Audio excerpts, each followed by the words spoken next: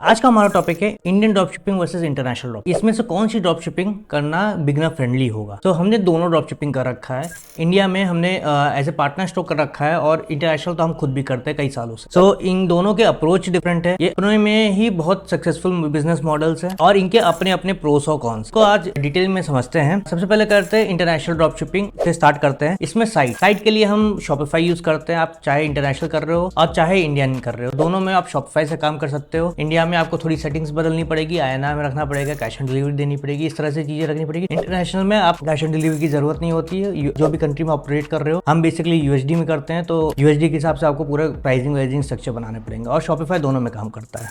Domains आप purchase करते हो, चाहे जब आप इंटरनेशनल ड्रॉप शिपिंग कर रहे हो, तो आप उनके कस्टमर के माइंडसेट को समझो कि भाई कस्टमर, वहां के कस्टमर को किस तरह के डोमेन नेम पसंद आएंगे। Let's say Ron's workshop, glow up cosmetics, इस तरह के डोमेन नेम अगर आप रखेंगे तो इंटरनेशनल ऑडियंस के लिए एक थोड़ा फैमिलियर नेम लगेगा। इंडिया में दुकान, कार्ड, शॉप, इस तरीके से डोमेन नेम थोड़ा सा चलता है। इंडियन ऑडियंस के माउथ पे रहता है इस तरह के वर्ड्स अगर आप रखोगे। एग्जांपल के तौर पे अगर हम ले दिल्ली शॉप, मशहूर दुकान, राजस्थानी कलाकारी, इस तरह के अगर आप वर्ड्स रखोगे तो इंडियन ऑडियंस को ज्यादा फैमिलियर लगेगा। पेमेंट गेटवे, आप इंटरनेशनल कर रहे हो तो पेमेंट गेटवे स्ट्राइप और पेपैल हर जगह चलते हैं। और इंडिया में आपको रेजर पे, कैश फ्री, फोन पे ये तो रखने ही पड़ेंगे। इसके अलावा आप कैश ऑन डिलीवरी को भी रखना पड़ेगा। शिपिंग पार्टनर, अगर आप इंटरनेशनल कर रहे हो तो आपका जो सप्लायर होगा उनसे पूछ सकते हो कि कौन सा रिलायबल शिपिंग पार्टनर है। UPS, FedEx और DHL तो रहते ही हैं, लेकिन आप रिलायबल शिपिंग पार्टनर उनसे पूछ के जो सस्ते में भी सामान दे, जिसका शिपमेंट भी सस्ता हो। और इंडियन ड्रॉप शिपिंग कर रहे हो तो आप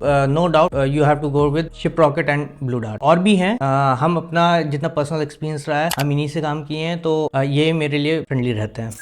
मार्केटिंग आप कौन से प्लेटफॉर्म पे कर रहे हो ये भी डिपेंड करता है। अगर आप इंटरनेशनल कर रहे हो तो फेसबुक का अप्रोच डिफरेंट होता है, गूगल का अप्रोच डिफरेंट होता है। अगर फेसबुक मार्केटिंग चल रही है इंटरनेशनल में तो USP बेस्ड प्रोडक्ट रहता है और फर्स्ट बाय प्रोडक्ट रहता है। अगर गूगल मार्केटिंग कर रहे हो आप इंटरनेशनल में, तो आप डेली यूज प्रोडक्ट लो, जो आप डेली यूजर, टेबल चेयर, आप मतलब इस तरह के प्रोडक्ट लो जिसमें मार्जिन भी ज्यादा रहे, कंसिस्टेंट की डिमांड रहे मार्केट में, और वो प्रोडक्ट ज्यादा अच्छे से बिकेंगे। इंडियन की बात करें, इंडियन ड्रॉप शिपिंग या इंडियन ई-कॉमर्स की बात करें तो फेसबुक में वही impulse buy, same problem solving product होती है, इंपल्स बाय होता है। और एक बार ये देखोगे कि जो प्रोडक्ट इंटरनेशनल मार्केट में पहले चल चुकी होगी, नेक्स्ट 6 मंथ बाद इंडियन मार्केट में कोई ना कोई सप्लायर लाके आपको दे ही देगा और वो प्रोडक्ट यहाँ नहीं एफिशिएंसी से काम कर सकती है। मतलब जरूरी नहीं करेगी, मैक्सिमम केसेस में कर जाती है। इंडिया में गूगल शॉपिंग इतना अच्छा परफॉर्म नहीं करता, लेकिन search ad as well as YouTube marketing, display marketing, ये सब बहुत अच्छा परफॉर्म करता है। तो फेसबुक के साथ आप यूट्यूब एड्स पे ध्यान देना अगर आप इंडियन ड्रॉप शिपिंग कर रहे हो तो। बजट, अगर आप इंटरनेशनल ड्रॉप शिपिंग कर रहे हो तो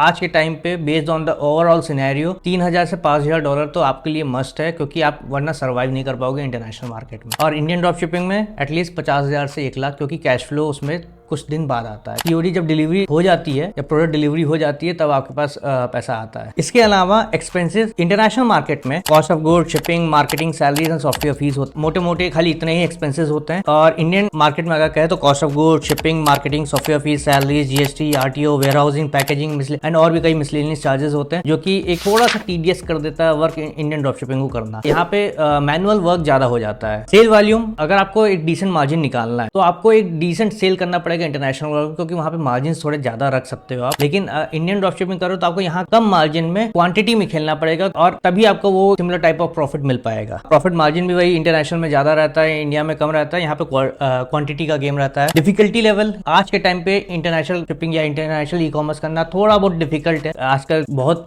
सस्पेंशन हो रहे हैं, कई तरह के नए रूल्स आ रहे हैं, तो इंटरनेशनल करना थोड़ा सा टिपिकल है। बहुत कम लोग सर्वाइव कर पा रहे हैं एंड इंडियन ड्रॉप शिपिंग उल्टा फ्लरिश कर रहा है। इंडिया में बहुत तेजी से बूम आ गया आज के टाइम पे, और मैक्सिमम लोग जो इंटरनेशनल कर रहे हैं तो आज इंडियन हो चुके हैं। कंट्रोल ओवर बिजनेस, इंटरनेशनल में क्योंकि सप्लाई चेन बाहर रहता है, आपके पास इन्वेंट्री कंट्रोल नहीं होता, कंपनी भी आपके कंट्रोल में नहीं होती, वो दूसरे कंट्री में बनी रहती है, तो बहुत कम कंट्रोल रहता है आपके ओवरऑल बिजनेस में। इंडियन ड्रॉप शिपिंग या इंडियन ई-कॉमर्स ऑलमोस्ट सारा कंट्रोल आपके पास रहता है। कुछ चीजें जैसे शिपिंग पार्टनर है, ये सब आप चेंज कर सकते हो, लेकिन काफी चीज आपके कंट्रोल में रहता है। कॉम्पिटिशन, इंटरनेशनल ड्रॉप शिपिंग बहुत पुराना है, बहुत लोग कर रहे हैं, बहुत सारे सारे कंट्रीज के लोग कर रहे हैं, तो वहाँ ओवरऑल कंपटीशन बहुत ज्यादा है। वही इंडियन ड्रॉप शिपिंग बेसिकली नया है तो नहीं है, लेकिन लोग भी कम है और इंडिया का ऑडियंस देखिए तो उसके हिसाब से डिमांड बहुत ज्यादा है और सप्लाई देने वाले बहुत कम है, तो आप आराम से बहुत तेजी से स्केल कर सकते हैं। As a beginner friendly, beginner को जो हम एडवाइस देना चाहेंगे, beginner friendly Indian drop shipping business ही होगा, क्योंकि आज के टाइम पे इंटरनेशनल कंपनी बनाना,